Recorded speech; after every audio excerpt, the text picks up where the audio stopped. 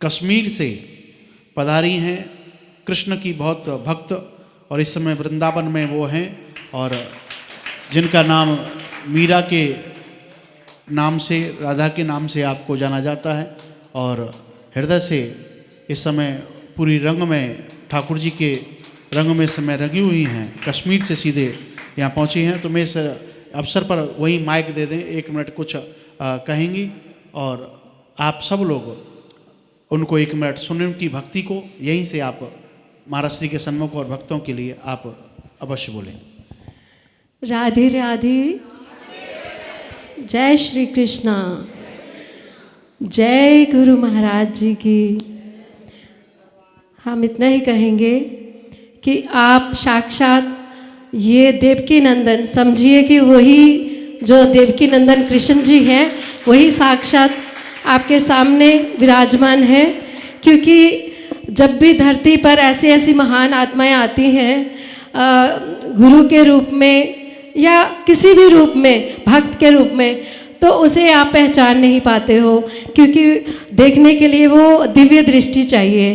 तो जिसकी दिव्य दृष्टि होती है तो उन्हें साक्षात, हमें तो वही देवकी नंदन जी के दर्शन होते हैं। तो ये साक्षात हमें वही भगवान के रूप जो है वो नज़र आते हैं, क्योंकि उसके लिए वही दृष्टि चाहिए। मैं कटरा मतलब जम्मू में पली हूँ और कटरा में मेरा जन्म हुआ है। तो मैं कश्मीर के नहीं हूँ, कश्मीर 12 घंटे आगे का रास्ता है। तो वो किसी ने गलती से उसमें यूट्यूब में लिख दिया गया है कि मैं कश्मीर से हूँ, कोई लिख रहा है अमेरिका से हूँ, लेकिन मैं हिंदुस्तानी हूँ और मैं हिंदुस्तान की हूँ, हिंदुस्तानी हूँ। मुझे गर्व है इस हिंदुस्तान के लिए कि मैं भारत में जन्मी हूँ, और सच्ची में इस भारत के लिए करने के लिए मेरे हृदय में बचपन से ही ऐसे मतलब दया रहती थी कि मैं इस भारत के लिए कुछ करूं, अच्छा करूं, और ये भारत जो है अच्छा बने, महान भारत बने। बल्कि मैं कश्मीर के समय में आपको बताऊं 99 में मुझे देखिए बचपन से मेरा प्रेम भगवान के प्रति जुड़ा हुआ है। मैं 7 साल की थी तो माँ के साथ मंदिर जाया करती थी। माँ मेरी श्रृंगार किया करती थी मंदिर का, हमारे घर के आगे बहुत बड़ा मंदिर, तो उन्होंने श्रृंगार की सेवा ली हुई थी। तो मैं उनके साथ हाथ बटाती थी, सेवा करती थी भगवान की। तो मुझे उनसे इतना प्रेम हो गया कि मैं माँ से पूछती थी कि ये क्या बात करेंगे, क्योंकि अभी अभी मैंने देखा है कि बड़ी प्यार से ये मुस्कुरा रहे थे, मुझे देखकर आंखें झपका रहे थे। तो माँ ने तो मुझे टालने के लिए कहा कि नहीं अभी बात नहीं करेंगे, जब तुम इनके जितनी बड़ी हो जाओगी तब बात करेंगे। तो मैं रोज़ मंदिर जाती थी तो इतनी मूर्ति थी, तो मैंने पास खड़े होकर अपना मेजरमेंट करती रही। तो 7 साल से लेकर जब मैं 13 बरस की हुई उनके जितनी, तो मैंने बड़ी ऐसे जो भी बात होनी तो उसको मन में ही धारण कर लेती थी। तो तब मैंने माँ से कहा आज तो बात करेंगे ना, क्योंकि मैं आज इनके जितनी हो गई। माँ ने बोला अभी नहीं, इनके और बड़ी होगी। तो मैं थोड़ी सी ज़िद्दी थी, तो मैंने बोला नहीं नहीं मैं तो बात करके ही आऊँगी, आप जाओ घर, मुझे नहीं आना। तो मैं पूरा दिन बैठी रही और मैं उनको देखती रही, ओम नमः शिवाय, ओम नमः, क्योंकि प्रेम मैं इनसे करती थी। और पूजा जो भक्ति है वो मैं शिव का मतलब शिव का जप करती थी हमेशा, ओम नमः शिवाय। तो माँ ने जब मैंने कहा कि आज तो मैं बात करके आऊँ, माँ से घर से बुलाएं, भाई भोजन तो कर लो, शाम हो गई है। मैं कहूँ नहीं। फिर पंडितों ने बोला देखिए कोई नहीं निकलने वाले भगवान, आप हमने दरवाजे बंद करने, जाइए अब आप घर में, क्योंकि बार बार बुला रहे हैं। तो मैंने उनसे कहा अरे 10 मिनट का टाइम दे दो पंडित जी, देखिए क्यों नहीं बोलेंगे, वो मैं बुला के रहूँगी। अब मैंने बोला कन्हैया देखो ये बंद करेंगे दरवाज़ा, ये कह रहे हैं आप नहीं निकलोगे, तो मैं 100 गिनूँगी, आप कृपा करके निकल जाना। तो मैं बहुत अनाड़ी, हम लोग जम्मू के जो लोग हैं बहुत भोले होते हैं, कुछ भी बोलते तो उसको मानते ही हैं। तो मैंने 100 गिना, निकल जाना। 100 गिनूँ तो कोई ना निकले, फिर 2 बार गिना, तीसरी बार गिना, नहीं निकले। तो मैंने कहा अच्छा नहीं निकले, आप देखो मैं क्या करती हूँ। मैं सिर फोड़ने लग गए कि निकलने के नहीं निकलना, निकलने के नहीं निकलना। तो जब सिर फोड़ रही हैं तो वो एक साकार रूप में जो झलक दिखाई उन्होंने, इतने खूबसूरत, मतलब मैं नहीं जानती कि वो मनुष्य थे या कन्हैया, परंतु जैसे ही उन्होंने बोला अरे कन्हैया यहीं पर खड़े रहना, मैं 2 मिनट में मैया को बुला के लाती हूँ। तो वो कह रहे थे कि आप नहीं निकलोगे। मैं भागी भागी घर गई हूँ, बुला के लाई हूँ मैया को। अब वहाँ आके मंदिर आके देखा तो वहाँ पे नहीं थे, तो मैंने बोला अभी तो यहाँ खड़े थे, कहाँ चले गए? मेरी माँ ने कह दिया अरे ऐसे ही थोड़ी मिल जाते हैं भगवान, वो तो लोग ठंडे पानियों में जा जा के तपस्या करते तब जाके मिलते। और मेरे को गांठ में बांध लेती थी माँ की बात। तो मैंने सोचा अच्छा पानी कहाँ है? अरे हमारे घर के आगे तो नहर बहती है। तो मैं सुबह वहाँ जाकर ही सुबह सुबह ओम नमः शिवाय उसमें पानी में बैठ गई, गर्दन मेरी बाहर, और नहर में जाके जप करने लगी। अब माँ ने सोचा अरे गई कहाँ सुबह सुबह?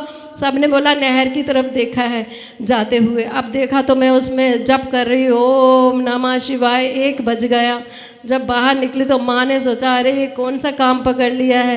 कहते अरे किसने बोला कि पानी में वहाँ किस लिए बैठने के लिए गई, वहाँ बह जाओगी। मैंने कहा आपने ही तो बोला था कि कन्हैया ठंडे पानी में जप करूँगी तो मिलेंगे। इस तरह करते करते मैं 3 महीने जप किया। माँ ने टालने के लिए कहा नहीं नहीं, अरे वो तो मैंने वैसे ही कह दिया था, वो तो लोग जो साधु संत होते थे बड़ी बड़ी तपस्या करते थे जंगलों पहाड़ों में, तब जाके भगवान मिलते थे। तो मैं कटरा चली गई। मैंने सोचा अरे वहाँ जंगल भी है, पहाड़ भी हैं और जल भी है। तो मैं बाणगंगा में तपस्या करने लगी जाकर। तो देखो ऐसा ही होता है, जो मन में देखो जिज्ञासा होनी चाहिए भगवान से मिलने की। तो तब मैं कहूँ कन्हैया कहाँ चले गए, मुझे मिल जाओ, ये मुझे झूठा समझ रहे हैं। सच साबित करने के लिए मैं प्रतिदिन रोज़ बैठती थी उसमें गंगा में। फिर माता जी, शुभ मूर्ति माता जी, उनका बहुत बड़ा आश्रम है वहाँ, चिंतामणि आश्रम, यहाँ पर भी है प्रेम मंदिर के पास में ही। तो मैं उनके सानिध्य में रहने लगी, क्योंकि मैंने सोचा मैं कहाँ रहूँगी रात को। तो वो एक आश्रम में चली गई, वहाँ पता चला यहाँ एक माता जी रहती हैं। तो वो मुझे माता जी मिली। अब मुझे जब पता चला कि वो वृंदावन से हैं तो बड़ी विचित्र लीला हुई। मैंने सोचा अरे वृंदावन से, ये तो मुझे साथ लेके जाएंगे। तो तब माता जी की मैं उनके शिष्य के रूप में उनके पास रही। वो कहते दूसरी बार आऊँगी तो मैं आपको ले जाऊँगी साथ में। उन्हीं दिनों फिर मेरी इतनी मतलब वैराग छा गया, रोज़ गाना तड़प तड़प के कि गाना और रोना कि कन्हैया वो भी चले गए माता जी, वो भी साथ नहीं लेके गए। मैं आपके दरबार में आना चाहती थी, वृंदावन मुझे पहुंचना है। तो ये कृपालु महाराज जी के शिष्य गए, बृजकंकर जी, क्योंकि मेरी तड़प इतनी थी कि मछली की तरह तड़प रही थी। तब ये महाराज जी जो कृपालु महाराज जी के शिष्य गए, बृजकंकर जी, ये वहाँ से संगत लेके आए। देखो क्या लीला है, संगत लेके आए मनगढ़ में। तो तब भी मैं गाती थी। और सोचो मैं मतलब इतना ज्ञान नहीं था, पर प्रेम बेहद, भाव बहुत, और इतना प्रेम था कि जैसे मैं मर जाऊंगी अगर कन्हैया को नहीं देखूंगी। तो अब वो स्थिति हो चुकी थी। वहाँ पर जब पहुँची हूँ तो उन्होंने बोला मीरा गायन करेगी। मेरे हाथ में एक तारा होती थी और ठाकुर जी दूसरे थे उस समय, वाइट कलर के होती थी पहले मूर्तियाँ, वो वाइट ही होते थे, वो टूट गए थे। पर उन्होंने बोला मीरा गायन करेगी। और पहली दफ़ा मैंने स्टेज पर गाया कि मुझे तो कुछ पता भी नहीं था, पर मैं वैराग में गाया रो रो के। तो उन्होंने बोला इन्होंने तो सबको रुला दिया, इसको आज मीरा नहीं, अब कल इसको राधा बना देना। तो दूसरे दिन मुझे राधा श्रृंगार किया गया और राधा बनाकर, मतलब मैंने बोला कि नहीं अब आप ही को नृत्य करना पड़ेगा, क्योंकि मुझे नृत्य नहीं आता, मुझे तो गाना ही आता है। तो सच्ची में जब मैं नृत्य कर रही थी तो मेरे मतलब पाँव जो ऐसे लग रहा था खुद ब खुद, हाथ मेरे खुद ब खुद मुड़ रहे थे, और पाँव सब कुछ जो है यही चला रहे थे, खुद ही नचा रहे थे, मैं नहीं नाच रही थी। तो सब ने बोला आपने बहुत अच्छा नृत्य किया। मैंने सोचा मैं कहाँ कर रही थी, यही तो कर रहे थे, क्योंकि मुझे नृत्य नहीं आता था।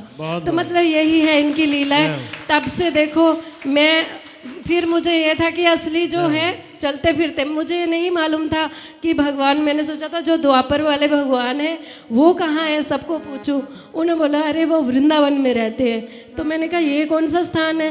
वो कहते हैं ये मनगढ़ है। और मैंने कहा चलो चलो, सारी संगत को बोला चलो चलो, हमें यहाँ नहीं रहना, हम वृंदावन जाएंगे, हमें तो कन्हैया से मिलना है। तो इस तरह से मैं यहाँ आई। तो बाकी यूट्यूब में एक में किसी ने इंटरव्यू लिया है, उसमें सारी दास्तां बताई है। तो इस तरह से फिर आना हुआ। तो बस इसी एक बार जोरदार ताली बजाएं आपके लिए।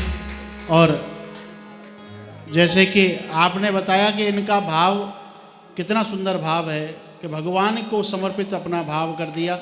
और कश्मीर के बारे में जैसा कहा कि भारत की रहने वाली हैं ये, कटरा की, तो आपको बता दें, इनको भी पता है और आप भी जानते ही हैं, वो भी तो, कश्मीर भी तो भारत का ही हिस्सा है और आप वहाँ की रहने वाली हैं और इसी तरीके से भगवान की इस भक्ति में लीन रहें। तो बहुत बहुत सुंदर शुभकामनाएं। आप बहुत बहुत हृदय से धन्यवाद।